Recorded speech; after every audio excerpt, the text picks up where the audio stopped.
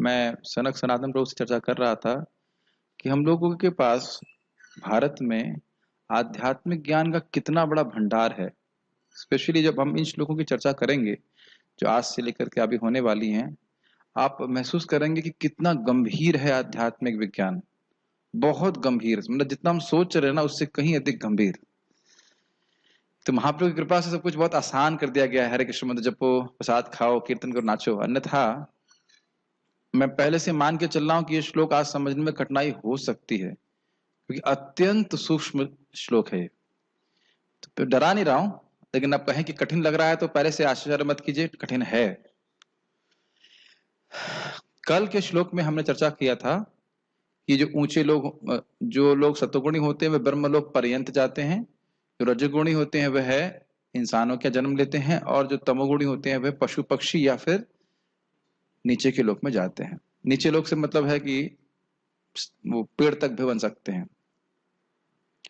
अब एक जो श्लोक यहाँ पे बोल रहे हैं भगवान, उससे इस पूरे अध्याय का प्रयोजन समझ में आता है। इन गुणों का वर्णन इसलिए नहीं हुआ है कि व्यक्ति सत्वगुण के प्रति आसक्त हो, ये कल भी चर्चा हम कर रहे थे, अपितु यह देखे कि इस जगत में ये गुण क्रियमाण हैं। They are acting. You can use this phone, my phone. क्रियमाण समझते हैं, बार बार मैं शब्द का उपयोग करूंगा। क्रियमाण मतलब चलायमान है। सारी भौतिक क्रियाओं को, कौन सी क्रियाओं को? भौतिक क्रियाओं को करने वाले ये भौतिक गुण ही हैं। अब इनको देखते हुए अपने को इन गुणों से और इन क्रियाओं से व्यक्ति अलग देखे, और तब वह और यह भी देखे कि भगवान भी इन गुणों से दिव्य हैं, तब वह भगवान के भाव को, शुद्ध भक्ति को प्राप्त हो सकेगा। ये आज के श्लोक का विषय है, 19वें श्लोक का। तो हम लोग बोलेंगे। मुझे पता है कि पता नहीं जो मैंने बोला वो समझ में आया है कि नहीं आया। आसान है, ठीक है। हाँ, हो सकता है लग रहा हो कि आसान है। और देखिए होता क्या है कि मैं भी प्रचार में इन सब श्लोकों की चर्चा कभी नहीं करूंगा। जैसे आपके कॉलेज में जाता था तो ये सब चर्चा नहीं करूंगा, नान्यम गुणेभ्यः कर्तारम् ये सब चर्चा नहीं करेंगे। हम भगवद गीता के आसान श्लोकों की चर्चा करेंगे। ये श्लोक ये थोड़ा कठिन है, इसको थोड़ा ध्यान पूर्वक सुनने समझने का प्रयास कीजिएगा। और कुछ नहीं समझ में आया तो हम एक ही श्लोक लेंगे, लेकिन पूछ लीजिएगा प्रभु जी ये समझ में नहीं आया, उसको फिर से हम व्याख्या करने का प्रयास करेंगे अलग अलग तरह से। मेरे पीछे बोलिए। नान्यं गुणेभ्यः कर्तारम्, नान्यं गुणेभ्यः कर्तारम्, यदा दृष्टानुपश्यति, यदा दृष्टानुपश्यति, गुणेभ्यश्च परं वेति, गुणेभ्यश्च परं वेति, मद्भावं सोऽधिगच्छति, मद्भावं सोऽधिगच्छति। नान्यं गुणेभ्यः कर्तारम्, नान्यं गुणेभ्यः कर्तारम्, यदा दृष्टानुपश्यति, यदा दृष्टानुपश्यति, गुणेभ्यश्च परं वेति, गुणेभ्यश्च परं वेति, मद्भावं सोऽधिगच्छति, मद्भावं सोऽधिगच्छति। न अन्यं गुणेभ्यः कर्तारम्, यदा दृष्टा अनुपश्यति। अनुपश्यति मतलब देखता है, दृष्टा मतलब जीव। जब जीव यह देखता है, यदा मतलब जब जब देखता है कि न अन्यम गुणेभ्यः कर्तारम्, गुणों के अलावा भौतिक कार्यकलापों का और कोई कर्ता नहीं है। आवाज आ रही है? जब यह देख पाता है, और क्या देखता है? गुणेभ्यश्च परम वेति, च मतलब और ये देखता है कि वह स्वयं गुणों के परे है, वह एक आध्यात्मिक जीव है, और भगवान भी गुणों के परे हैं प्रभुपाद के अनुवाद के अनुसार। तो मद भावम सो अधिगच्छति, वह मेरे भाव को, ये श्लोक समझते होंगे भगवान बोल रहे हैं, तो मेरे भाव को अधिगच्छति मतलब प्राप्त होता है, वहां जाता है। अधिगच्छति का मतलब जाता है, मतलब मेरे भाव को प्राप्त करता है। भगवान के ही समान वह सच्चिदानंद बन जाता है, उसको आध्यात्मिक स्वरूप की प्राप्ति हो जाती है। ये श्लोक का अर्थ समझ पा रहे हैं? फिर से मैं रिपीट करूंगा। जब हम ये देखने लगे कि इस जगत में जितने भी भौतिक कार्य हैं वह प्रकृति के गुणों के द्वारा हो रहा है, जीव तो पूरी तरह से सच्चिदानंद है, वह इन दुखमय कार्यों को करने का कारण नहीं हो सकता है।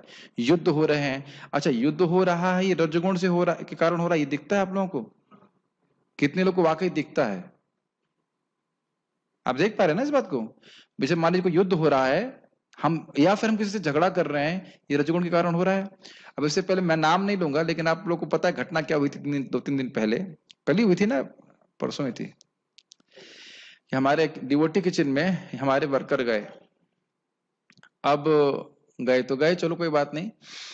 अब उन भक्त ने, या कुछ भी कारण रहा हो, वो मशीन ऑन करके रखी थी या कुछ भी कारण रहा हो, और उस व्यक्ति का वहां पे कोई मतलब नहीं था उस मशीन में जाने का, तो उसने अपना हाथ, बाएं हाथ की उंगली उसमें डाल दी, तो मशीन में कुछ भाग गिर गया, धारदार था, उसकी उंगली कट गई। अब ये हो गया, अब इसमें किसी का दोष आप नहीं कह सकते, ना उसको जाने की जरूरत थी, ना उसने, वो प्रभु जी का भी स्वाभाविक था, मशीन खरीदी है तो मशीन को चेक चेक करने की आवश्यकता है। लेकिन जिस व्यक्ति की वहां कोई जरूरत नहीं, वहां पे क्यों गया? एक सिंपल सी एक घटना को ऑब्जर्व कीजिए, सब जानते हैं इस घटना को, नई बात नहीं, सब जान रहे हैं ना इस घटना को।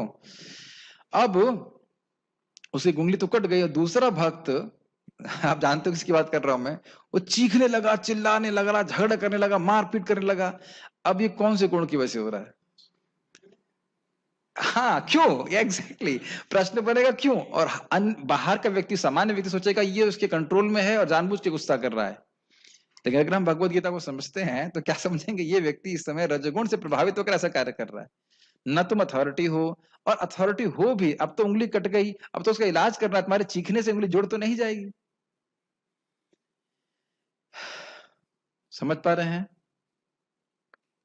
अब वो, और यहां तक ये हो गया कि उस भक्त ने मंदिर छोड़ दिया, मंदिर छोड़ दिया है, अभी वो वापस नहीं आए, ना गौशाला वापस आए, ना मंदिर वापस आए, छोड़ ही दिया मंदिर। अब आप देख रहे हैं रजोगुण का प्रभाव, इतना डेंजरस है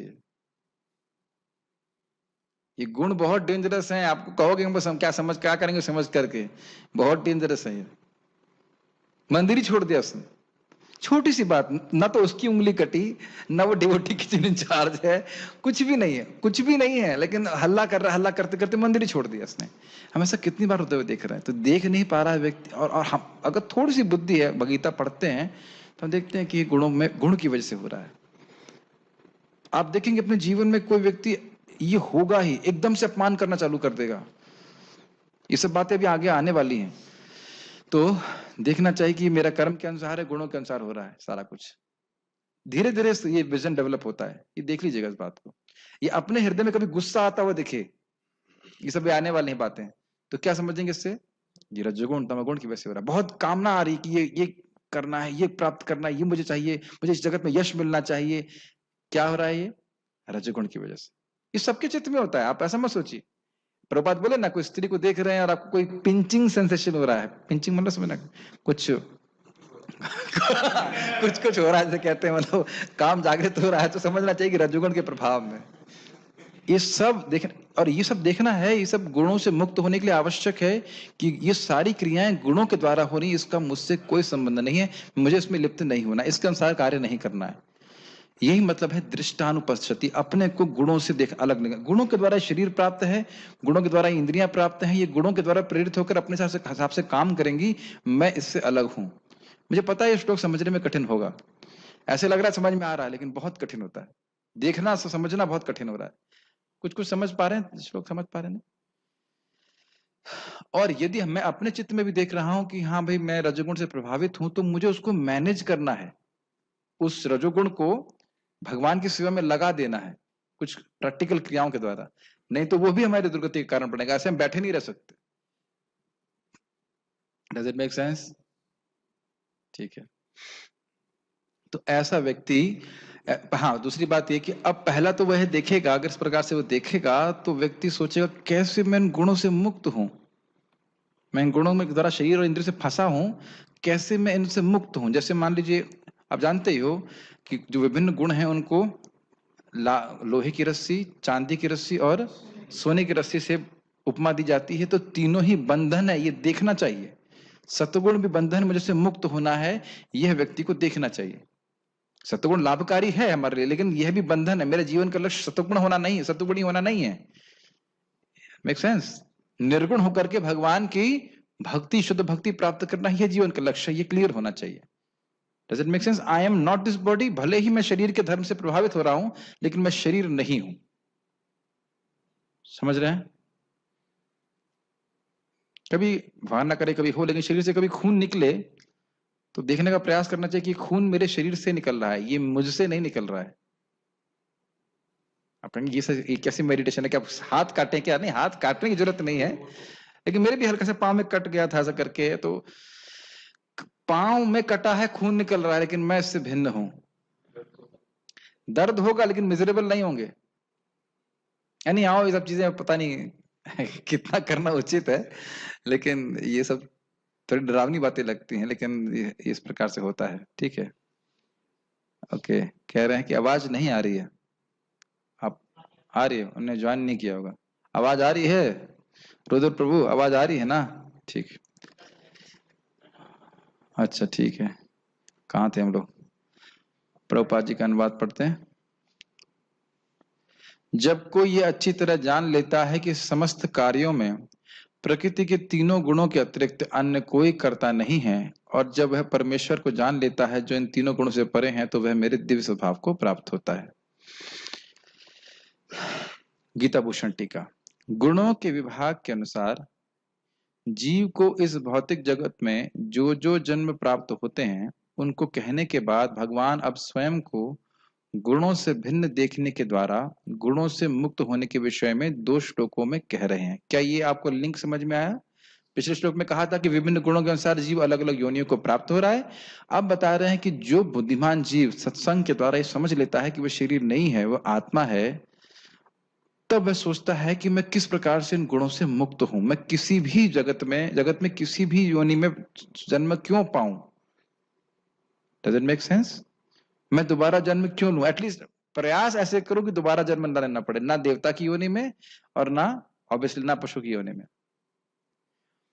जब दृष्टा अर्थात वस्तुओं को यथावत देखने वाला जीव, देखिए ये भी इंपॉर्टेंट पॉइंट है कि देख तो सभी रहे हैं, लेकिन क्या देख पा रहे हैं? तो इसलिए यहां बोल रहे हैं कि जो व्यक्ति यथावत देखता है उसको दृष्टा कह रहे हैं, जो देख पा रहा है। गुणों के अतिरिक्त अन्य किसी कर्ता को नहीं देखता है जो शरीर और इंद्रियों के रूप में परिणत हुए हैं। जब वह गुणों को ही कर्मों के कर्ता के रूप में देखता है और ये जानता है कि आत्मा इन गुणों से श्रेष्ठ और अकर्ता है, तो वह संसार से मुक्ति प्राप्त करता है। बहुत कठिन हुई ना हिंदी? जान रहा हूं। पहली चीज देखने का प्रयास कीजिए, अपने शरीर और इंद्रियों को देखिए, वो किससे बने हैं? भौतिक तत्वों से। और वो भौतिक तत्व कहां से आए? मूलतः प्रधान से। और प्रधान किससे बना है? 3 गुणों से। अब समझ में आ रहा है? देखिए, कृष्ण भावना की विज्ञान है, विज्ञान में थ्योरी बहुत समझना जरूरी है, तभी हम एक्सपेरिमेंट ठीक से कर पाएंगे। समझ रहे हैं? इतना हम समझ पा रहे हैं कि मेरा जो शरीर है वह भौतिक है, और वह, अब हमने गीता से सुना था कि जितने भी हमारा शरीर है, हमारा मन, सब कुछ है, ये सब भौतिक है और यह सब प्रकृति के द्वारा दिया गया है। तो यह देखने की पहली कला हुई। कला हुई या योग्यता हुई कि पहले ये देखे कि हम अपने शरीर से भिन्न हैं। नहीं समझ में आई बात? ओके। उसके बाद वो देखते हैं, जैसे भी मैंने एक आपको एक झगड़े वाली बात के द्वारा समझाया कि गुण ही उस व्यक्ति को प्रेरित कर रहे हैं। झगड़ा करना ये आत्मा का कोई गुण नहीं है। सच्चिदानंद में झगड़ा करना कहां से? झगड़ा करना तो कहीं से नहीं आता, isn't it? ये बात आएगा, युद्ध करना और यज्ञ आदि करना, इसे दुख उत्पन्न करने वाले कार्य आत्मा के हो ही नहीं सकते। जैसे अग्नि पानी नहीं बना सकती है, बना सकती है? अग्नि पानी नहीं बना सकती, अग्नि तेजमय है, वो पानी का उससे कोई संबंध नहीं है। उसी प्रकार से आत्मा किसी को दुख देने वाले या स्वयं दुख उत्पन्न करने वाले कार्य नहीं कर सकती है। तो किसके द्वारा कार्य? जो जितने भी भौतिक कार्य हो रहे हैं वो किसके द्वारा हो रहे हैं? प्रकृति के गुणों की प्रेरणा के द्वारा। जैसे मैंने आपको व्याख्या भी करी थी, कोई सो रहा है तो किस लिए? तमोगुण। कोई अगर झगड़ा कर रहा है, ये बहुत कामनाएं है, तो किस लिए? रजोगुण। थोड़ा शांत स्वभाव का है तो क्या है? सत्वगुण। ये देखने की कला तो हमको जाननी पड़ेगी ना। अपने चित्त में भी देखना चाहिए कि हम लोग किन किन किन गुणों से प्रभावित हो रहे हैं। Does it make sense? तो वह समझता है कि आत्मा इन गुणों से श्रेष्ठ है और अकर्ता है। अकर्ता का मतलब इन गुणों से वो लिप्त नहीं होता है। वास्तविक रूप से आत्मा का इन गुणों से कोई संबंध नहीं है। इन कार्यों को, जो भौतिक कार्यों को करने वाला आत्मा नहीं है। ये बात है। नेट आ रहा है? कनेक्शन में बोल रहा है इंटरनेट कनेक्शन इज अनस्टेबल। ये भी कौन से गुणों का प्रभाव है मुझे पता नहीं। रजोगुण इंटरनेट कनेक्शन फ्लेक्सिबल रहता है। अर्थ यह है कि शुद्ध जीव जो ज्ञान और आनंदमय है वह युद्ध और यज्ञ आदि दुख उत्पन्न करने वाले कर्मों को करने वाला नहीं है। समझ रहे हैं? जैसे मैंने आपको बताया था, युद्ध करने की प्रेरणा कौन दे रहा है? रजोगुण। उसी प्रकार से यज्ञ इत्यादि करना जिससे कि व्यक्ति को स्वर्ग प्राप्त हो, ये किसके द्वारा प्रेरित हो रहा है? रजोगुण के द्वारा। यस। जब वह यह देखता है कि वह शरीर और इंद्रियों से युक्त है जो गुणों के कार्य हैं, और ये समझता है कि इन युद्ध आदि कार्यों को करने में गुण ही करता है, न कि शुद्ध आत्मा, क्योंकि इन कर्मों की प्रेरणा गुण से आती है, तो इस प्रकार वह संसार से मुक्त हो जाता है और वह मेरे प्रति परम भक्ति, जो नहीं होना चाहिए, को प्राप्त हो जाता है। ये लाइनें समझ में आ रही हैं? इस जगत की जितनी भी क्रियाएं हो रही हैं, लोग बहुत प्रकार के विभिन्न भौतिक कर्म को कर रहे हैं, उसको प्रेरित करने वाले कौन हैं? गुण। जैसे एक एग्जाम्पल समझ सकते हैं आप, जैसे कठपुतली समझते हैं। कठपुतली के खेल में विभिन्न कठपुतलियां भिन्न भिन्न कार्य कर रही होती हैं, लेकिन उनके धागे से संचालन हो रहा होता है। इसी प्रकार से इस जगत पे सभी लोग, प्रायः सभी लोग अपने को स्वतंत्र मानते हैं, लेकिन वह सभी लोग गुणों के द्वारा प्रभावित होते हैं। और आप जानते हैं कि गुण क्यों ऊपर नीचे होते हैं? क्योंकि उन्होंने पहले इस प्रकार से कर्म किए रहते हैं। याद आ रहे हैं सब बातें? और उसके अनुसार व्यक्ति कभी रजोगुण से, कभी तमोगुण से, कभी सत्वगुण से प्रभावित होकर के कार्य करता रहता है। और मूल रूप से कार्य किस लिए करता है? ताकि उसे प्रकृति पे प्रभुत्व जताने के मौका मिल जाए, मतलब भोग करने का मौका मिल जाए विभिन्न प्रकार से। Does it make sense? ठीक। तो उससे अपने को निर्लिप्त रख करके व्यक्ति भगवान की भक्ति में नियोजित होता है। यही कंक्लूजन यही है कि मैं इन गुणों के अनुसार कार्य ना करके प्रयास करूंगा कि मैं लगातार भगवान की भक्ति में नियोजित रहूं। क्या आवाज आ पा रही है प्रोग्राम? ओके, सही आ रही है। This is too bad. This internet connection is useless. Maybe I should use my phone. It seems this कुछ आ ही नहीं रहा है इसमें, 0 kbps दिखा रहा है। This is very frustrating. तमोगुण के प्रभाव में आ रहा हूँ, दुख हो रहा है कि भक्तों की हम सेवा नहीं कर पा रहे ठीक से। वैसे आवाज आ रही है क्या? ठीक है। पता नहीं कैसे इसमें 0 kbps दिखा रहा है। यह मैंने पहले भी कहा है, शुद्ध आत्मा का प्रकृति के गुणों के द्वारा किए जाने वाले कर्मों में कर्तापन वर्जित होता है। मतलब जो शुद्ध आत्मा है वह इन भौतिक कार्यों को करने वाली नहीं होती है, वो उससे निर्लिप्त नहीं होती है, ये भगवान ने पहले कहा है। परंतु शुद्ध कर्मों को करने में शुद्ध आत्मा का कर्तापन होता है। इसलिए यह श्लोक कहता है कि आत्मा दृष्टा है और इसके द्वारा उसका कर्तापन सूचित होता है। कहने का अर्थ क्या है? अगर बोला गया कि हरे कृष्ण जपो, तब ये नहीं कह सकते कि रजोगुण और तत्वगुण के द्वारा हरे कृष्ण जप रहे हैं। ये बात समझ में आना चाहिए। भौतिक कर्मों को करने वाली आत्मा नहीं होती है, ये तो क्लियर है। लेकिन आध्यात्मिक कर्मों को आत्मा करती है, क्योंकि आध्यात्मिक कर्म करना उसका स्वरूपगत स्वभाव है।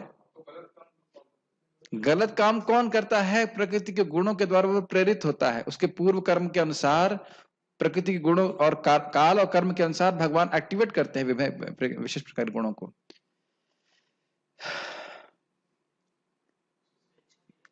स्वेच्छा है, लेकिन उसकी स्वेच्छा डिस्टर्ब स्वेच्छा है, वो भोग करना चाहता है। इसकी हमने बहुत पहले व्याख्या बहुत करी थी अच्छे से। काम ऐसा, क्रोध ऐसा, रजोगुण समद्भाव, याद आ रहा था ना? उसके मन में संस्कार हैं और जो उसकी स्वेच्छा है जीव की, वह है फ्री विल। जब उसके संस्कारों से मिलती है तब उसको काम कहते हैं। कि वो संस्कार रहने से जरूरी नहीं कि व्यक्ति काम करे। काम का मतलब गलत कार्य करे। मुझे पता है टफ हो रहा है ये सब बातें, लेकिन पहले बहुत चर्चा कर चुके हैं 3 4 अध्याय में। क्यों पाप करता है व्यक्ति? पहले के अनादिकाल से संस्कार मन में है, अब ज्ञान तो कुछ है नहीं, तो बस अब उसकी इच्छा जो है, उसे पता ही नहीं करना क्या चाहिए, उसके अनुसार वो काम करना चालू कर देता है। वो सोच रहा है कि वह है फ्री है कार्य करने के लिए, जबकि गुण उसको मोहित किए। जैसे अब मैंने कई बार एग्जाम्पल दिया, किसी पे भूत आ जाता है तो देखेंगे वो लगेगा नॉर्मल काम कर रहा है, उसको नहीं महसूस होता है कि उस पर भूत आ गया है, लेकिन उसे पता ही नहीं रहता कि वो कर क्या रहा है। मेरा एक मित्र था IIT में, उसको भूत आ गया तो खुद बताया था उसने। भूत वाली बातें समझ में आती है। कह रहा था कि उसको 11वीं से लेकर 12वीं तक का अपना समय याद ही नहीं जीवन का। 11 से 12, जो 11वीं से लेकर 12वीं तक का 1 साल का जीवन बहुत ब्रिलियंट, इतना ब्रिलियंट था वो लड़का कि उसने कृष्ण बुक पढ़ी पढ़ी और पूरी कृष्ण बुक उसे याद हो गई। मुझे पूछने लगा यहाँ पे ऐसा था, वहां पे ऐसा। मैंने कहा इतना तो मैंने एकदम नया था, मैंने कहा इतना तो मुझे पता नहीं। उस असुर को कृष्ण क्यों मारा, और उसने जानबूझ के कृष्ण भावना स्वीकार नहीं करी। सुधांशु नाम था उसका, कि कहता मैं इसे स्वीकार पढ़ने लग जाऊंगा तो मैं भक्ति मतलब पढ़ाई छोड़ दूंगा। और डर के मारे उसने जो है भक्ति नहीं की। लेकिन लड़का बहुत अच्छा था, अभी भी लड़का शक्ल याद है उसकी, बहुत अच्छी लड़का था। लेकिन उसने कहा कि 1 साल की मुझे कुछ पता ही नहीं कि मैंने क्या कर रहा हूं। तो अब हम लोग जो है गुणों के द्वारा प्रभावित होकर के कार्य कर रहे हैं, तो पता ही नहीं कि हम क्यों कार्य कर रहे हैं। और ज्यादा मुश्किल नहीं है, अपने भक्ति के पहले के जीवन को देखो जरा। तो हम सोच रहे थे कि हम इंडिपेंडेंट हैं, हम बहुत एंजॉय कर रहे हैं, सोचते थे कि नहीं। और अब जरा पीछे देखिए तब लगता था कि अब समझ में आता है कि हम कितना बड़ा मूर्खता वाले कार्य कर रहे थे। यस सर नो, ये भी अब तो अभी भी समझ में नहीं आ रहा है। देखिए जब हम थोड़ा सा शुद्ध होते हैं तो समझ में आता है कि हम कितने तमोगुण में थे। नहीं समझ में आ रहा है, तो कोई भी भक्त समझ सकता है कि हमें पता ही नहीं था हम क्या कर रहे, और जैसा प्रेरणा हृदय में मिल रही वैसा कर रहे। जब हम शास्त्र के अनुसार कार्य करना शुरू करते हैं तब हम गुणों से दूर होना शुरू होते हैं।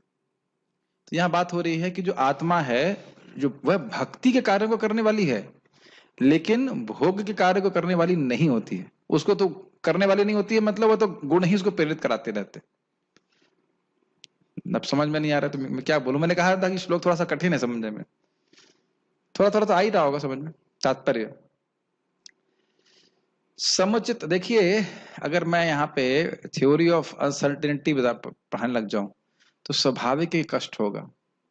तो वह भी एक बहुत, तो एक भौतिक विद्या है। और ये क्या है, ब्रह्म विद्यायाम ब्रह्म विद्या है। तो इसके पीछे तपस्या की आवश्यकता होती है। और मैं ये नहीं कह रहा हूँ कि मैं सब समझ रहा हूँ, थ्योरी समझ रहे हैं हम, वो भी कितना समझ रहे हैं वो डाउटफुल है। इन द सेंस कि जितना भी समझ रहे हैं 10 साल बाद और समझेंगे, कह रही तो नहीं समझे थे, और अधिक समझ पाएंगे। लेकिन जितना भगवान भी कृपा करके समझा रहे हैं उतना समझने का प्रयास कर रहे हैं। तात्पर्य, समुचित महापुरुषों से केवल समझकर तथा समुचित ढंग से सीखकर मनुष्य प्रकृति के गुणों के सारे कार्यकलापों को लांघ सकता है। कि क्यों प्रभुपाद जी इस बात को बोल रहे हैं, व्यक्ति देखे, ट्रेनिंग प्राप्त करे कि किस गुण के प्रभाव से कौन से कार्य हो रहे हैं, और फिर उस गुण के प्रभाव के अनुसार कार्य को ना करने की प्रवृत्ति को सीखे। ऐसा नहीं है कि अब मुझे क्रोध आ रहा है तो मुझे क्रोध करना ही है, वैसे बहुत मुश्किल होता है। लेकिन इसको सीखना है कि कैसे हम उसको सहन कर सकें। या मान लो क्रोध आ भी गया बाद में, तो फिर उसको मान लो किसी से कुछ गलत कह दिया तो फिर हमें क्षमा मांग लेनी चाहिए। एटलीस्ट वी शुड रिपेंट कि हम गुणों के प्रभाव में बहे जा रहे थे। इतना दिखना जरूर चाहिए कि गुणों के प्रभाव में ऐसा मैंने कर दिया, क्योंकि अभी हम पूरी तरह गुणों से मुक्त है नहीं। नहीं समझ में आ रहा है भाई, इतना तो समझ में आना चाहिए कि हम चेन से बंधे हुए हैं, तब तो आप चेन काटने के बारे में सोचेंगे। इतना समझ में नहीं आना चाहिए। यह तो समझ में आना चाहिए कि मैं जेल में हूं, तब तो जेल से भागने के बारे में सोचेंगे। क्यों मुरारी प्रभु, समझ में आ रहा है या नहीं? इतना तो समझ में आना चाहिए ना कि मैं जेल में हूं। जब घूम के कर्म सब होता है तो कर्म बंधन क्यों लगता है? गुण के, अब ये सब आपको तीसरा अध्याय पढ़ना पड़ेगा। कर्म बंधन इसलिए लगता है करके कर्म बंधन लगा हुआ है। हम अब इच्छा करते हैं भोग करने की, फिर गुणों से प्रभावित होने के कारण विभिन्न प्रकार के कार्य करते हैं, फिर बंधन में पड़े रहते हैं। इसलिए जब तक व्यक्ति भगवान की भक्ति नहीं करता है वो बंधन में पड़ा ही रहेगा। गुण सारे कार्य करते हैं। चलिए इसको समझा देते हैं। जीव इच्छा करता है, मुझे भोग चाहिए, मुझे भोग चाहिए, मुझे करना है, मुझे करना है। फिर भगवान देखते हैं, अच्छा तुम्हें ये चाहिए, तुम्हें ये चाहिए, तुम्हें ये करना है, ठीक है। फिर भगवान प्राण को एक्टिवेट करते हैं, भौतिक शरीर को एक्टिवेट करते हैं गुणों के द्वारा, गुणों को एक्टिवेट कर करके। ये समझ में आ रही बात? और इस प्रकार से जीव भोग करता है। तो वस्तुतः जीव निर्गुण है, इन गुणों से परे है, लेकिन क्योंकि वे इच्छा कर रहा है, भोग इच्छा कर रहा है, तो इस कारण से सारे कार्य प्रस्तुत हो रहे हैं। मूलतः जो जीव है वह चिन्मय है, आध्यात्मिक है, वह कोई दुख में कार्य नहीं कर सकता है। शुद्ध आत्मा की बात कर रहे हैं। जो बद्धात्मा है वह तो भोग की इच्छा कर रहा है, इसकी वजह से वो फंसा हुआ है।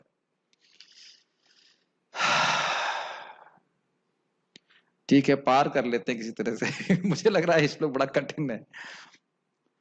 पहले बस कम से कम यह व्यक्ति को समझना चाहिए कि मैं गुणों के इन्फेक्शन, अरे चलो सिंपल सी बात, बुखार हो गया है तो यह तो पता होना चाहिए कि मुझे बुखार हो गया है, तब तो दवा लेंगे। किसी को पता ही नहीं है कि बुखार है तो दवा दवा कैसे लेगा? तो कम से कम यह तो समझे कि मैं गुणों के प्रभाव में हूँ, रजोगुण तमोगुण सत्वगुण के प्रभाव में, और मैं कैसे से मुक्त हूं। हाँ, पता कैसे चलेगा? सुन करके। अरे गुण भी कुछ होता है, कैसे मालूम चला? सुन करके। इसलिए पहला चीज है डायग्नोसिस कि तुम गुणों में हो, मैं गुणों में हूं। श्रवण करें कि हम गुणों के अंदर हैं। हम मनन करें, उसके बाद विचार करें कि हम गुण में हैं, फिर मैं फंसा हुआ हूं, अब मुझे से बाहर निकलना है। नहीं समझ में आ रहा है? इतना तो होना चाहिए ना, तब तो व्यक्ति तपस्या करेगा। इसीलिए मैं बार बार बोलता हूं कि नियमित रूप से जब हम भगवत गीता को सुनेंगे तब जप करने की प्रेरणा मिलेगी, और नहीं तो लगेगा जप करने की मुझे क्या जरूरत है, खाना तो मिल रहा है। मतलब मैं सामान्यतः सभी की बात कर रहा हूं, ये तपस्या करने की क्या जरूरत है मुझे? when we feel comfortable in material world, why we want to go out of it? जब हम यहाँ पे बड़ा अच्छा महसूस करेंगे, अच्छा तो है, क्या दिक्कत क्या है यहाँ पे, तो फिर यहां से मुक्त होने के लिए क्यों व्यक्ति प्रयास करेगा? वास्तविक गुरु कृष्ण है और वे अर्जुन को यह दिव्य ज्ञान प्रदान कर रहे हैं। इसी तरह जो लोग पूर्णतया कृष्ण भावना भावित हैं, उन्हीं से प्रकृति के तीनों गुणों के कार्यों के इस ज्ञान को सीखना होता है। अन्यथा मनुष्य का जीवन कुमार्ग में चला जाता है। क्यों चला जाता है कुमार्ग में? क्योंकि वह ये सोचता रहता है कि शरीर है, और शरीर को ही भोगने में या इंद्रियों को भोगने में ही अपना जीवन व्यर्थ कर देता है, और जितना वो भोगेगा उतना ही वह ये और मानेगा कि वह शरीर ही है। ये तो आप देख ही रहे हैं। इसीलिए भगवान गीता में कहते हैं जिनके जीवन में कुछ तप है उसको भगवद गीता का ज्ञान दीजिए। हर व्यक्ति आईआईटी नहीं कर सकता है, ऐसा नहीं वहां पहुंच जाएगा और बस नाम लिखा लेगा और पढ़ जाएगा, ऐसा नहीं होता है। कुछ योग्यता चाहिए। तो भगवद गीता को समझने के लिए कुछ तप चाहिए। इसीलिए हरे कृष्णा कृष्णा कृष्णा हरे हरे, हरे राम राम राम हरे हरे जब हम बार बार बोलते हैं तब धीरे धीरे भगवद गीता की बात हमको समझ में आती है। और भागवतम भी ऐसी ही है। ऐसा मत सोचिएगा भागवतम बहुत आसान है। होता यह है कि हम तत्व के श्लोक सुनते नहीं हैं। प्रामाणिक गुरु के उपदेश से जीव अपनी आध्यात्मिक स्थिति, अपने भौतिक शरीर, अपनी इंद्रियां तथा प्रकृति के गुणों के अपनी बद्धावस्था होने के बारे में जान सकता है। समझ में आ रहा है कि वह कौन है? मैं कृष्ण का दास हूं, नित्य दास हूं। अब ये मेरे पास, हमारे एक प्रभु जी बोलते हैं, माइंड बॉडी कॉम्प्लेक्स ये जड़ शरीर मेरे पे थोपा हुआ है। जैसे हम देख रहे हैं कि मैंने कुर्ता पहना हुआ है, ऐसे ही तब समझ में आ रहा है कि मैं ये शरीर नहीं हूं, है कि नहीं? समझ में आ गया? अच्छा, ठीक। कठिन है, कम से कम क्लास में हम लोग को समझ में आ जाए तो भी ठीक है। अगर इतना समझ में आ जाए तो हमें करना क्या है? भगवान की भक्ति करते रहना है। भक्ति के प्रभाव से इन गुणों की पकड़ धीरे धीरे ढीली होती जाती है। इसकी व्याख्या हम कल सुबह करेंगे। लेकिन एक पॉइंट बता देता हूं कि जैसे जैसे हृदय से इन गुणों की पकड़ ढीली हो जाती है वैसे और भक्ति की शक्ति आने लगती है हृदय में, तो व्यक्ति का हृदय बहुत कोमल होने लगता है। भक्ति के करने के प्रभाव से ही भक्त का हृदय जो है कोमल होने लगता है। गुणों के प्रभाव से जो हमारा हृदय है बहुत कठोर हो गया है। तो ये धीरे धीरे करके भगवान की भक्ति की कृपा से वो ये जो गुणों का प्रभाव है वह नष्ट हो जाता है। तब हम भगवान को अधिक समझ पाते हैं। वह उन गुणों की जकड़ में होने से असहाय होता है, लेकिन अपनी वास्तविक स्थिति देख लेने पर वह दिव्य स्तर को प्राप्त कर सकता है जिसमें आध्यात्मिक जीवन के लिए अवकाश होता है। इसका मतलब क्या है? देखिए, जैसे कोई व्यक्ति के हाथ और पांव बंधे हों तो क्या वह कुछ करने में समर्थ होता है? आप समझ रहे हैं ना मेरी बात? उसी प्रकार से जो व्यक्ति गुणों से जकड़ा हुआ है वह उन कार्यों को करने के लिए बाध्य होता है जो जिस गुण से वह प्रभावित होता है। ये बात समझ रहे हैं? जैसे एक भक्त के पिताजी बोल रहे थे कि मरते दम तक, आखिरी सांस तक मैं पैसे कमाऊंगा। तो अब क्या, कौन सा गुण? अब पिताजी को वहां पे दोष नहीं देना है किसका दोष है ये? कौन से गुण? रजोगुण। मैंने कहा वो हमारे शिक्षा गुरु हैं। कैसे शिक्षा गुरु हैं? हमें प्रेरणा लेनी चाहिए, आखिरी दम तक मैं हरे कृष्णा करूंगा, मर जाऊंगा लेकिन हरे कृष्णा नहीं छोड़ूंगा। प्रेरणा लेनी चाहिए, लेकिन इंस्ट्रक्शन नहीं लेना चाहिए, प्रेरणा जरूर लेनी चाहिए। जैसे उस भक्त ने बताया कि मेरे पिताजी से बोल रहे थे तो मेरा बल्ब रजोगुण रजोगुण ऐसे करके अंदर से बल्ब बोल रहा था, रजोगुण में व्यक्ति प्रभावित है। एक व्यक्ति के पिताजी को कोलाइटिस था, डायबिटीज था, हजार तरह की परेशानियां, और उस भक्त ने बोला पिताजी को, पिताजी आप इतने दुख में हैं, कुछ तो हरे कृष्णा करिए तो मुक्त होंगे। मुझे कोई दुख नहीं है, डिप्रेशन हो रहा है, कोलाइटिस मतलब आंते में कुछ प्रॉब्लम हो रहा है, डायबिटीज हो गई, इतनी बीमारियां हो गई, फिर भी मैं संतुष्ट हूं। तो ये कौन सा गुण है? तमोगुण।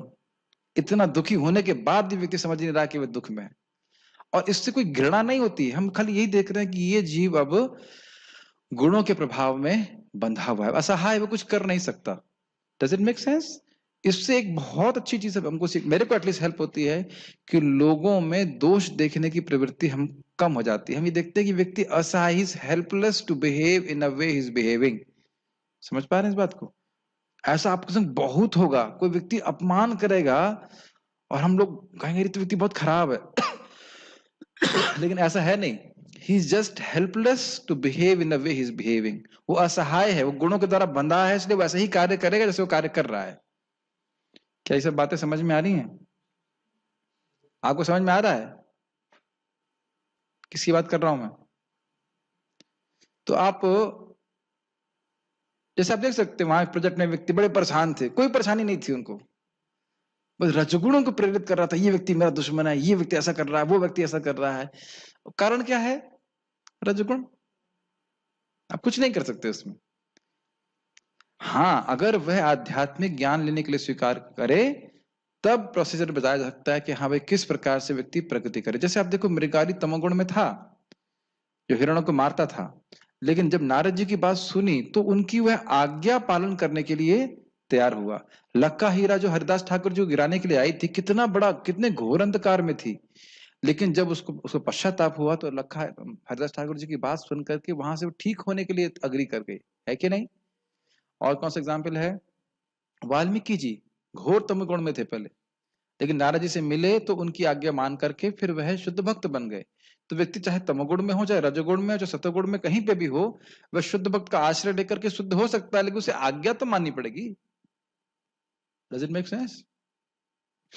यानी कि कोई भी व्यक्ति भक्ति में आ सकता है, लेकिन अच्छा होगा कि हम जल्दी से कम सत्वगुण के स्तर पे आने का प्रयास करें, क्योंकि नहीं तो रजगुण और तमोगुण हमको भक्ति से च्युत कर देगा, कहीं उधर लेके चला जाएगा, कहीं उधर लेके चला जाएगा, स्थिर होकर भक्ति नहीं कर पाएंगे। इसीलिए प्रारंभ में स्पेशली बहुत कठोरता से मंगल आरती जाओ, सुबह स्नान करो, जप करो, अच्छा लगे बुरा लगे रोज करने के लिए बोला जाता है, ताकि रजोगुण तमोगुण का प्रभाव नष्ट हो। Does it make sense? ये बहुत प्रैक्टिकल है, तब हम भक्ति में स्थिर हो पाएंगे। गुणों का बंधन पाश को कैसे ढीला किया जाए आपने और अपने अपनों के लिए? हरे कृष्ण मंत्र का जप करें, ये तो अभी भगवान उसका उत्तर देंगे। अभी तो बात ये हो रही है, अभी तो डायग्नोसिस चल रहा है कि भाई इन गुणों में फंसे हुए हैं। भगवान का नाम जप करके, भगवान की भक्ति करके ही हो सकता है, इसको भगवान स्वयं बताएंगे। उसके लिए आपको कल परसों भी आना पड़ेगा, उस पर विशेष चर्चा करेंगे अलग से, ठीक है? वस्तुतः जीव विभिन्न कर्मों का कर्ता नहीं होता, उसे बाध्य होकर कर्म करना पड़ता है, क्योंकि वह विशेष प्रकार के शरीर में स्थित रहता है जिसका संचालन प्रकृति का कोई गुण करता है। ये बताइए कि सुअर भी आत्मा है कि नहीं? सुअर के अंदर आत्मा, लेकिन क्या वह इंसान की तरह ब्रह्म ज्ञान प्राप्त कर सकता है? नहीं कर सकता, प्रकृति के गुणों में बिल्कुल बंधा हुआ है। शेर कैसे कार्य कर रहा है, गाय है, किसी भी जानवर को देखेंगे तो स्पष्ट दिख जाएगा कि प्रकृति के गुणों के द्वारा जो शरीर इंद्रिय प्राप्त है वह उसमें बद्ध है वैसे ही कार्य करने के लिए। यस। एक भक्त थे, वो बहुत निंदा कर रहे थे, तो मैंने कहा भाई तुम वहां की उस डिपार्टमेंट की अथॉरिटी हो, तुम्हारा कोई मतलब है उससे? नहीं नहीं सब ऐसा है वैसा वैसा। तब एकदम दिख रहा है कि वह व्यक्ति रजोगुण के द्वारा प्रभावित है। तो अब अपने चित्त में देखना चाहिए कि अगर इस प्रकार की है प्रवृत्ति तो ये सब रजोगुण तमोगुण का प्रभाव है, इससे हमारा नुकसान होता है। देखिए हम किसी की निंदा नहीं कर रहे हैं, एक डायग्नोसिस किया जा रहा है कि ये सारी बातें अगर दुर्गुण आप देख रहे हैं अपने में, या अपने में देख रहे हैं तो उसको रेक्टिफाई करने का प्रयास करना चाहिए, और दूसरे में देख रहे हैं तो उसको नेग्लेक्ट कर देना चाहिए यदि हम उनकी अथॉरिटी नहीं है। वो गुणों के प्रभाव में जो कर रहा है वो हमारा उससे मतलब नहीं, और अगर वो हमारे क्या कह सकते हैं अधिकार क्षेत्र में है तब उसको धीरे धीरे रेक्टिफाई करने का प्रयास करना चाहिए। उस दिन मैंने बताया था ना कि एक भक्त को मीठा नहीं मिला तो गुस्सा हो गए, तो तुरंत भक्तों को डांटने लगे, ए तुम लोग सब मीठा खा गए, मीठा खा गए। और जब रूम में गए तो देखा एक डिब्बा मीठा का पड़ा हुआ है। तुम्हारे जो भाग्य में है वो मिलेगा, इतना उद्विग्न होने की जरूरत नहीं। रजोगुण प्रेरित करता है। Does it make sense to you? देखना चाहिए इस प्रकार से। जब तक मनुष्य को किसी आध्यात्मिक मान्यता प्राप्त व्यक्ति की सहायता नहीं मिलती तब तक वह यह नहीं समझ सकता कि वास्तव में कहाँ स्थित है। समझ रहे हैं?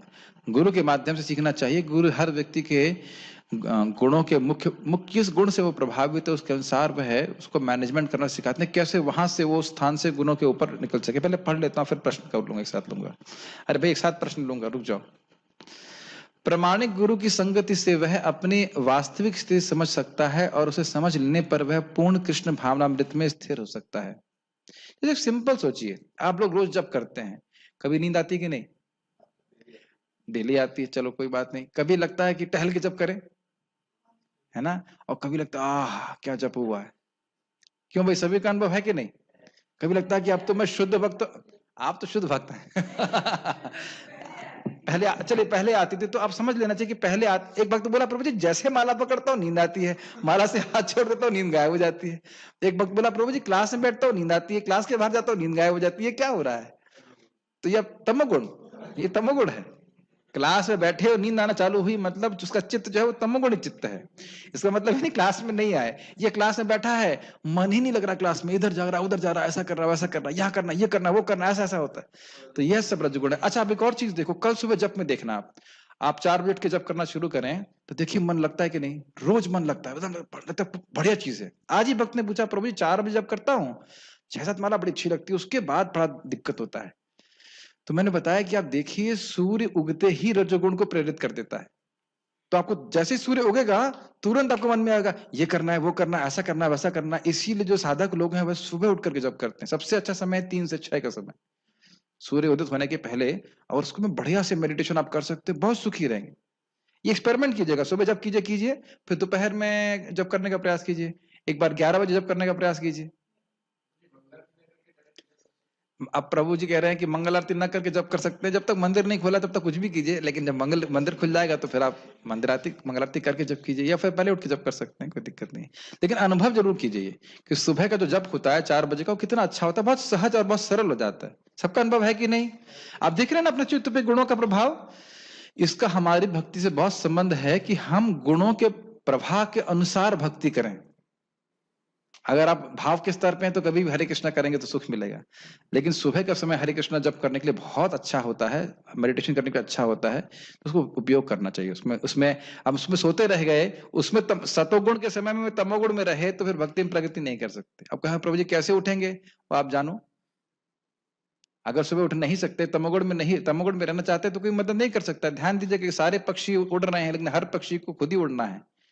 कोई आपके घर में कोई वक्त पूछ रहे थे सुबह कैसे उठे हैं, अरे भाई तुमको घर में जाके थोड़ा उठाएंगे हम, खुद ही उठना पड़ेगा अगर आध्यात्मिक प्रगति करनी है। और नहीं करनी है तो फिर सोते रहिए, क्या किया जा सकता है। कृष्ण भावना भावित व्यक्ति कभी भी प्रकृति के गुणों के चमत्कार से नियंत्रित नहीं होता। साथ यानी कि गुणों के द्वारा बहुत आकर्षित दृश्य प्रस्तुत किया जा सकता है, लेकिन वह ये नहीं सोचता है कि इसके द्वारा वह सुखी हो जाएगा। Does it make sense to you? ये बहुत गंभीर चीज है। इस जगत में जितने भी हमें दृश्य या स्थान हमारे सामने प्रस्तुत हो रहे हैं वो गुणों के द्वारा ही प्रस्तुत हैं। तो जो शुद्ध जीव है वो कभी नहीं सोचता है कि इनको प्राप्त करके मैं सुखी हो जाऊंगा, और वह देख पाता है कि अन्य लोग भी जिनको प्राप्त किए हुए हैं वह सुखी नहीं है। पता नहीं मेरी बातें समझ, एब्स्ट्रैक्ट लग रहा है, बातें समझ में आ रही हैं?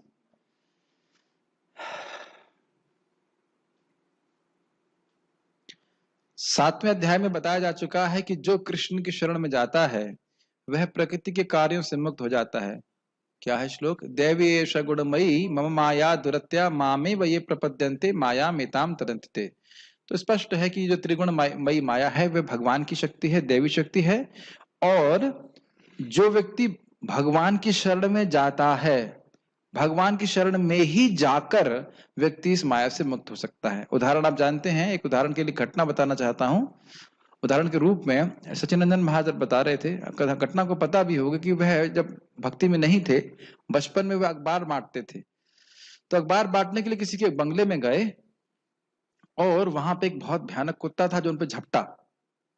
तो उन्होंने, जो वहां का मालिक था, उसको पुकार लगाई। तो उस मालिक ने केवल एक सीटी बजाई और उस सीटी से कुत्ता वापस आ गया। उनके पास शक्ति नहीं थी उस कुत्ते से लड़ने के लिए। उसी प्रकार से जीव को समझना चाहिए कि भले ही हम प्रकृति के गुणों के परे हैं मूलतः स्वभावतः, लेकिन हमारे पास शक्ति नहीं है इन गुणों से युद्ध करने की। भगवान की जो भक्ति करते हैं तब भगवान इन गुणों को खींचते हैं पीछे अपनी शक्ति से। क्या बात समझ में आ रही है? यही सोल्यूशन है। जब प्रश्न किया गया था गुणों से कैसे मुक्त हो, गुणों से किसी भी अवस्था में, जितनी अवस्था में प्रभावित हो, वहीं से भगवान की भक्ति करना शुरू कीजिए। भगवान के नाम का जप करें, भगवान का प्रसाद ग्रहण करें, निर्गुण वस्तुओं का सेवन करना शुरू करें, भगवान की कथा को सुने। धीरे धीरे धीरे धीरे करके व्यक्ति इन गुणों से मुक्त हो पाएगा। बहुत तमगुण होगा तो वह धीरे धीरे रजोगुण में आएगा, फिर रजोगुण से ऊपर के सत्वगुण में आएगा, फिर पूरी तरह से वो दिव्य हो जाएगा। जो व्यक्ति वस्तुओं को यथारूप में देख सकता है उस पर प्रकृति का प्रभाव क्रमशः घटता जाता है। प्रभुपाद क्या बोल रहे हैं यहाँ पे? क्रमशः, धीरे धीरे। ऐसा नहीं सुना, अब हम ऐसा नहीं कह सकते कि एक दिन सुना हमने शरीर नहीं आत्मा, अच्छा ठीक है समझ में आ गया आत्मा, ऐसा नहीं है। हम लोग प्रभावित हो जाते हैं।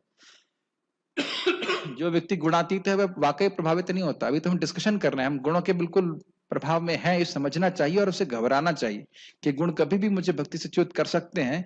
भगवान से प्रार्थना करना चाहिए। और इस संबंध में हमारे गुरु महाराज बहुत अच्छा बात बोल रहे थे, कह रहे थे कि ये जो त्रिगुणमयी माया है वह जानती है कि हमें कैसे हरा सकती है, लेकिन केवल दो चीजों को नहीं हरा सकती। कौन सी है वो? भक्तों का संग और भगवान का नाम। और उसमें भक्तों का संग सर्वोपरि है।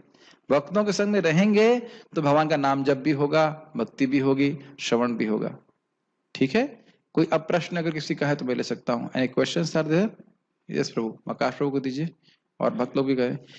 एक मिनट, यहाँ पे भी कुछ स्क्रीन फ्रीज नो साउंड। हाँ वो तो पहला था, अच्छा प्रश्न। अच्छा एक मिनट रुक जाइए और प्रश्न देख लेता हूँ। गुणों का बंधन कपाश को कैसे ढीला किया जाए? हम नहीं कर सकते, भगवान कर सकते हैं। जैसे व्याख्या की गई, भगवान की भक्ति करके अपने आप ही गुणों का प्रभाव धीरे धीरे कम होता है। गाय सतोगुण में होती है, इसके पश्चात मनुष्य शरीर मिलता है जो कि मूलतः रजोगुण ही होता है। किस प्रकार समझे? छोड़िए समझने के बारे में, आप खाली भगवान की भक्ति कीजिए। अभी मानव जीवन मिला है तो भक्ति करना है बस। ठीक है? वैसे देखिए इंसानों में भी बहुत बहुत अंतर है। अब ये गाय बनने के बाद व्यक्ति इंसान बनता है तो वह इंसान भी सतोगुणी ही होना चाहिए प्रमुखतः। अब उसके बारे में हम कुछ मीमांसा नहीं कर सकते कि बहुत ज्यादा पढ़ा नहीं है। एक आध दो बात कहीं से सुन ली जाती तो उसकी व्याख्या नहीं कर सकते, संभव नहीं मेरे लिए। तो ये और प्रभुपाद ग्रंथों में मैंने कहीं पढ़ा नहीं है। तो भक्त लोगों के समाज में कुछ बात सुनने को आ जाती है, उसको कोट भी लोग कर देते हैं, लेकिन मैं कुछ कह नहीं सकता उसके बारे में। अभी मानव जीवन प्राप्त है और ये देख रहे हैं कि अगर हमारे चित्त में बहुत रजोगुण है तो उसको धीरे धीरे करके भगवान की भक्ति करके, या कोई भी गुण से प्रभावित है तो भगवान की भक्ति करके उससे हम मुक्त हों। और कोई प्रश्न है? यस प्रभु, माइक। प्रभु जी, जीव जो है गुणों में बंधा हुआ है, तो इसका कारण वो स्वयं है ना? यस भाई, देखिए जैसे अगर मान लीजिए कोई जेल में है तो उसका कारण कौन है? खुद से है। तो खुद मेरा से, लेकिन जेल वो खुद नहीं बनाता। हाँ, जेल वो खुद नहीं बनाता, जेल बनाती सरकार, लेकिन जेल में जाने के कारण वो खुद है। तो ठीक, हम ये भी पढ़ते हैं कि जीव जो वस्तुतः उसके अंदर ऐसा कोई गुण होता नहीं है कि कोई गलत कर्म करे, या फिर आत्मा के अंदर शुद्ध जीव। हाँ, शुद्ध जीव, जिसमें भोग इच्छा नहीं है। तो ये जीव पॉल्यूट कहाँ से होना स्टार्ट हुआ? अनादि काल से पॉल्यूटेड है। आपने 13वें अध्याय में पढ़ा था ना कि प्रकृतिम पुरुषम चैव विद्या नाधि उभावपि। प्रकृति और पुरुष यानी जीव दोनों ही अनादि हैं। यह जानो। जानो मतलब कौन बोल रहा है? पिताजी बोल रहे हैं। पिताजी मतलब कृष्ण। कृष्ण कह रहे हैं कि यह तुम कभी नहीं जान सकते कि ये कब शुरुआत हुई। अनादि मतलब अनादि, विधि मतलब जानो। लेकिन ये चीज थोड़ा जानो विधि अनादि। ठीक है, अनादि बोल दिया मतलब अब ये प्रश्न ही खत्म कर दिया भगवान ने कि आप ये कभी नहीं जान सकते कि बद्ध जीव कब बद्ध हुआ। बद्ध है ही, ऐसे भाई बस यही जानो कि अनादिकाल से बद्ध है। नहीं, लेकिन जब ये बात सुनता हूँ ना कि जीव सच्चिदानंद स्वरूप है, इसका भी वह ऐसे भी कोई- है, जीव लेकिन- सच्चिदानंद स्वरूप भी है और बद्ध जीव इस जगत में और अनादिकाल अनादिकाल pollute भी से गुणों का संग भी कर रहा है। ये दोनों ही बात सत्य है। है। ये थोड़ा सा स्वरूपतः वह सच्चिदानंद है, लेकिन माया के प्रभाव में आप जानते हो भगवान एक शक्ति का उपयोग करते हैं, अविद्या शक्ति। हाँ, याद आ रहा है? हाँ, और अविद्या अविद्या के शक्ति। कारण जीव अपने सच्चिदानंद स्वरूप को भूला हुआ रहता है। तो भगवान फिर इस शक्ति का क्यों ये करता है, विद्या शक्ति का वो क्यों रचना की है, जिसकी क्यों वजह रचना की, ये भी एक अच्छा प्रश्न है। क्योंकि जीव भोग की इच्छा करता है, तो जब तक वह भूलेगा नहीं कि वह भगवान का दास है, और जब तक उसको ये बात क्या कहेंगे, उसको प्रभु जी, कन्विंस नहीं होगा कि ये शरीर है, तब तो वो भोग कैसे करेगा? तो जीव भी जो भोग की इच्छा कर रहा है वो भी अविद्या शक्ति के जरिए ही कर रहा है। नहीं नहीं, जीव की भोग की इच्छा है, उसको संपादित किया जा रहा है अविद्या के द्वारा। अगर जीव के पास अगर विद्या हो तब तो वो भोग की इच्छा ही नहीं विद्या, करेगा। पता नहीं विद्या अविद्या का अर्थ समझ पा रहे हैं कि नहीं समझ पा रहे हैं। अगर जीव भगवान की भक्ति करता है, बेसिकली जीव को सुख चाहिए, सीधी सीधी बात है। और अविद्या के कारण उसकी उसकी बुद्धि, उसका ज्ञान पूरा टॉपसी टर्वी हो गया है। वो सोच रहा है कि भोगों में, इंद्रिय भौतिक पदार्थों में सुख मिल रहा है, और इस सुख की अनुभूति नहीं, एक भ्रम पैदा करने के लिए भगवान की शक्ति अविद्या है। आप जानते हो कि जब मन को कुछ अच्छा लगने लगता है तो हम उसको सुख बोलते हैं, और मन को प्रतिकूल जो लगने लगता है उसको हम दुख बोलते हैं। लड्डू अच्छा लगा था ना, दोपहर में खाए थे? नहीं मिला आपको? नहीं खाए थे। खाए थे। कितने खाए थे? एक। और अगर 10 खिला देता तब? नहीं खा पाते। न सिर्फ नहीं खा पाते, बल्कि 8वें 9वें के बाद कहते हैं मार दोगे क्या? है ना? वैसे तो भगवान का प्रसाद है, लेकिन मैं खाली एक से बोल रहा हूं कि कोई भौतिक वस्तु शुरुआत में बड़ी अच्छी लगती है। कभी ऐसा अनुभव नहीं हुआ कि एसी चलता रहा गर्मी में और सुबह तक आपने कहा बंद करो बंद करो बंद करो, मर जाएंगे ठंड में? इन भौतिक वस्तुओं में सुख नहीं है आत्मा के लिए, वो आत्मा को स्पर्श नहीं कर सकती हैं। लेकिन अज्ञान के कारण जीव सोच रहा है कि मैं इससे सुखी हो जाऊंगा। ये बहुत घोर अंधकार है, लेकिन ये हो इसीलिए रहा है क्योंकि जीव भोग करना चाहता है। Does it make sense?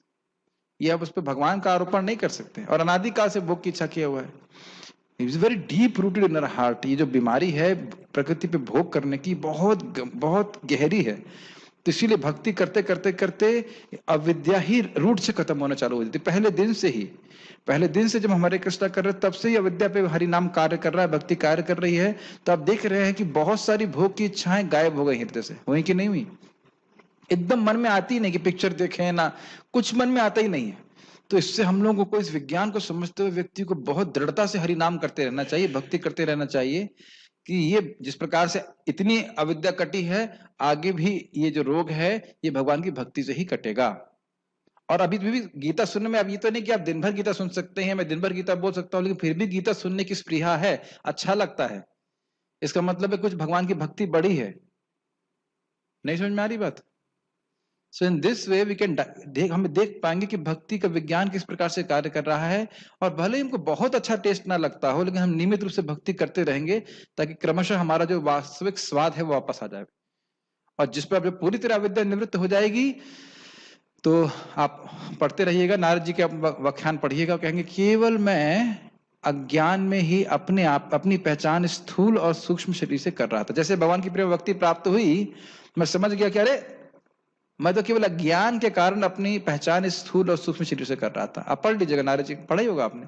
Is only out of ignorance. नहीं तो ना तो मेरा कोई अपमान कर सकता है, ना कोई मेरा सम्मान कर सकता है मेरा कोई सम्मान। और उसके लिए हम कितने परेशान हो जाते हैं बताइए। हम सब लोग परेशान होते हैं, कोई अपमान करते हर एक को खराब लगता है। क्यों लग रहा है? क्योंकि अभी भी हम दैहिक चेतना में है। तो भक्ति करते करते भक्त लोग उससे बिल्कुल निर्लिप्त हो जाते हैं, कुछ फर्क ही नहीं पड़ता उनको। कम से कम इस प्रकार से हम देख करके व्यक्ति को अपने गुणों के इन्फेक्शन को समझना चाहिए। ये बहुत इंपॉर्टेंट है कि अपनी बीमारी को समझे कि मैं बीमारी से इन्फेक्ट हूं, तब इलाज ठीक से करेगा। ये क्या प्रश्न है? इतना लंबा प्रश्न है तो पूरा चैप्टर ही लग दिया प्रभु जी ने। किसी कथा में सुना था कि जनरली इन द्वारों के थ्रू मनुष्य जीवन को प्राप्त होता है। मानव, बंधार, सिंह, गाय, हिरन, तो शायद उन गुणों का कुछ असर नेक्स्ट लाइफ में होता हो, पर जान की मन, बुद्धि और अहंकार कितना और कैसे नेक्स्ट पता नहीं। बड़ा कठिन प्रश्न है आपका। किसी कथा में सुना था कि जनरली बहुत छोटा प्रश्न कीजिए, इतना लंबा प्रश्न होगा तो मैं समझ नहीं पाऊंगा। देखिए कुछ भी हो, सीधी सीधी बात, हम घोर तमोगुण में हो, रजोगुण में हो, सतोगुण में कुछ भी हो, ये दोनों तीनों मुक्त नहीं करने वाले हैं, भक्ति करके मुक्त होंगे। तो बढ़िया से भगवान का नाम जप करेंगे तो सब कुछ सही हो जाएगा। अजामिल कितने तमोगुण में था देख लीजिए, और उसी जन्म में भगवान के धाम चला गया। हम में से कोई अजामिल वाला रिकॉर्ड को तो नहीं लेके आया है, फिर भी, और वो भी बुढ़ापे में उसने भक्ति करी तो भगवान की धाम की प्राप्ति कर ली। तो ये समझना चाहिए कि सारी परेशानियां कुछ भी हो, सोल्यूशन यही है कि हम भगवान कृष्ण का नाम अच्छे से जपें, भगवान का प्रसाद ग्रहण करें, भगवान के बारे में कथा सुने, तो धीरे धीरे तदा रजस्तमो भाव काम लोभदयश्च, धीरे धीरे करके रजोगुण तमोगुण का प्रभाव नष्ट होगा और व्यक्ति इन गुणों से मुक्त हो पाएगा। Okay, so shall stop here. Shrimad Bhagavad Gita की जय, श्रील प्रभुपाद की जय। कोई प्रश्न है? We will now continue our English class. So if devotees want to continue, they can stay. Otherwise, they can go.